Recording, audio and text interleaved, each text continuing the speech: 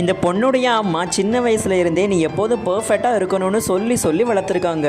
இந்த பொண்ணு ஸ்கூலுக்கு போயிட்டு வரும்போது கால் ஸ்லிப்பாய் கீழே விழுந்துடுதா.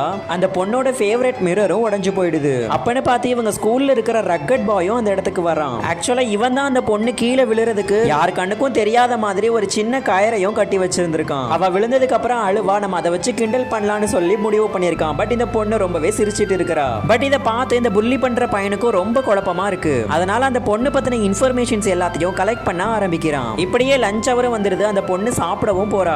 அப்பன்னு பார்த்து ரொம்ப காரமான சாஸை எடுத்து இந்த பொண்ணுடைய முட்டையோட மிக்ஸ் பண்ணி வச்சிடுறானுங்க. அப்புறம் இந்த பொண்ணுமே அதை எடுத்து சாப்பிட்டு பாக்குறா. அதுல இருந்த காரத்துல இந்த பொண்ணு கண்ணுல இருந்து தண்ணியே வந்துடுச்சு. பட் நம்ம இதுக்கெல்லாம் ஃபீல் பண்ணக்கூடாது, நம்ம எப்போதும் பெர்ஃபெக்ட்டா இருக்கணும்னு முடிவு பண்ணி சிரிச்சுக்கிட்டே இருக்கிறா. இந்த பொண்ணு பண்ற விஷயத்தெல்லாம் பார்த்து இந்த பையனுக்கு என்ன பண்றதுன்னு தெரியாம முழிச்சிட்டு இருக்கான். இவனுமே அந்த ஃப்ரூட்டை எடுத்து சாப்பிட்டு பாக்குறான். அதுல இருந்த காரம் தாங்க முடியாம இவன் வாயில இருந்து நெருப்பே வந்துடுது.